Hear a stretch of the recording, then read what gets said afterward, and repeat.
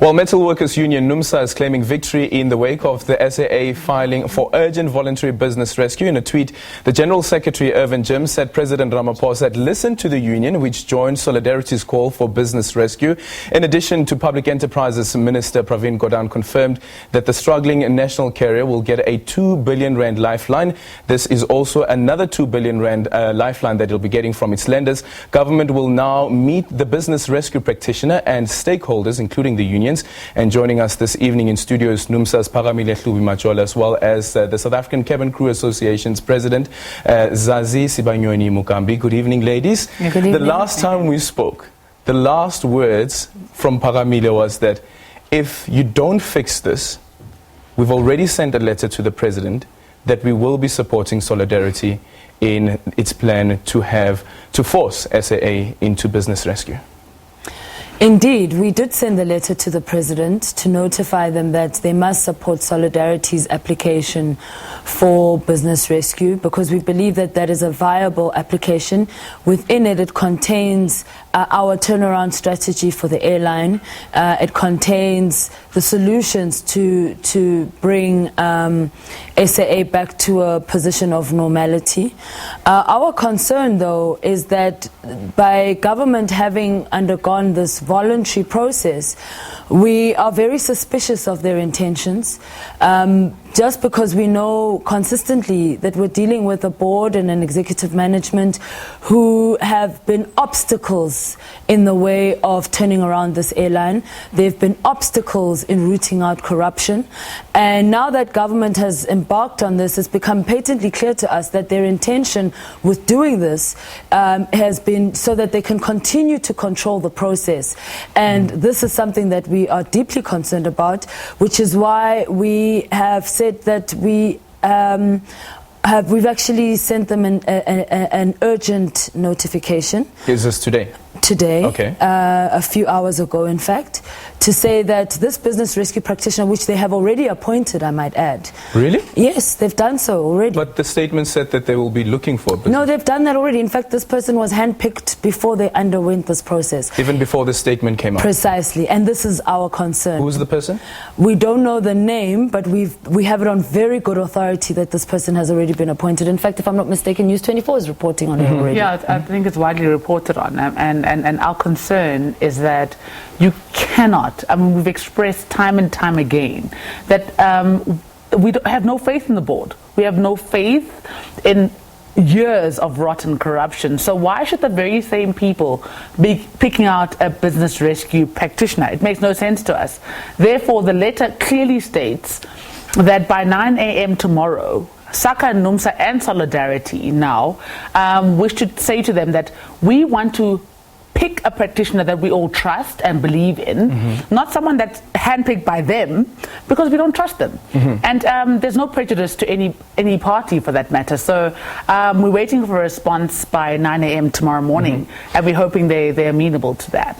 In the application that was given to the CIPC, do you know whether that practitioner's name was attached to it? No, I mean, Heldren, we've been in the dark. We've been here. This is the fourth time, actually, or the third, that we've come from a position of not knowing. Hence, we cannot trust these very individuals. I mean, they have not played open cards. 1 minute they're opposing business rescue, the next minute they on a voluntary business rescue process, and we simply are saying there's no prejudice. Let us help you pick an independent, trustable business rescue practitioner. You know, there's no prejudice. So we're hoping that in good faith and to show that they have no agenda, let us come to the party. Let's tell you who we feel is the best. Though.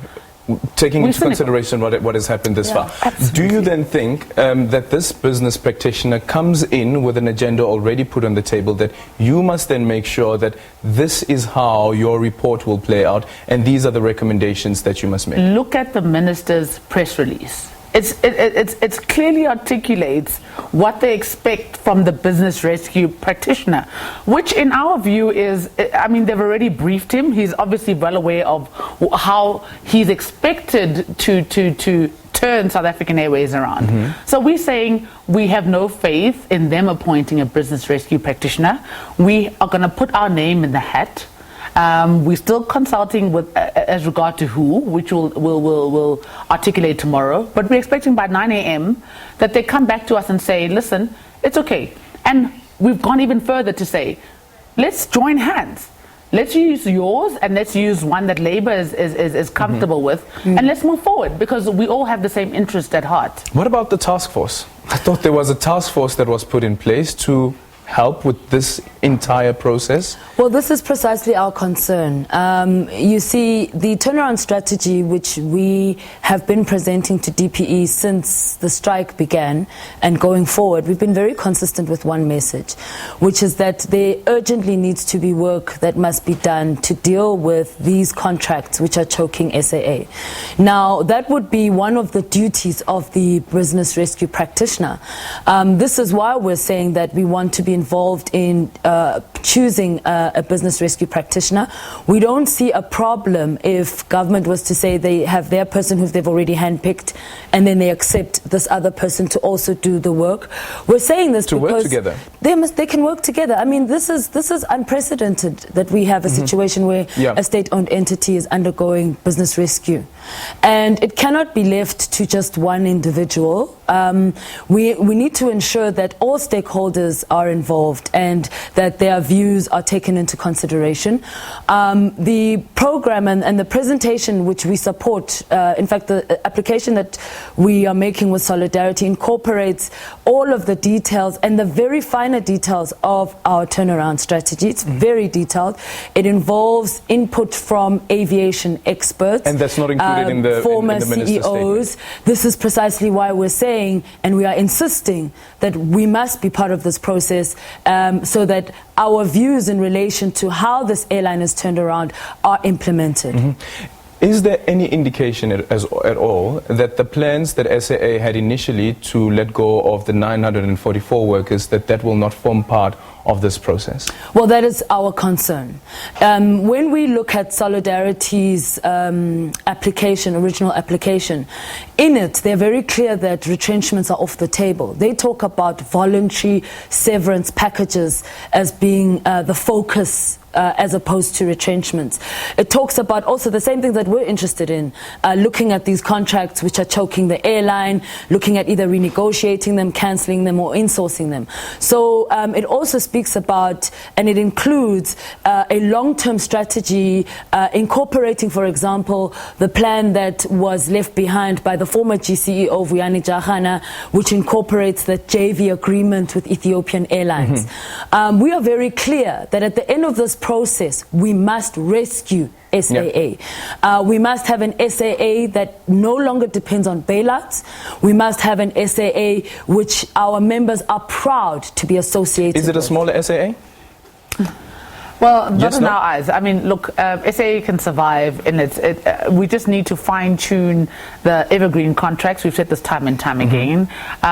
We have a very clear plan. We've done our homework, and we want to work with the business practitioner. So we are saying, if you have good intentions and you really have the best interest in good faith, why not use the best of both worlds? We've got one, you've got one. Let's incorporate. It's never been done before with an SOE, and let's work together. But if you come tomorrow at 9 a.m. and say, no, we want our own, then we're suspicious. Ladies, thank you so much. I'm sure that we'll be having this chat very soon again. NUMSA's Phakamile, Hlubi-Majola, as well as the South African Cabin Crew Association's President Zazi Sibanyoni-Mugambi.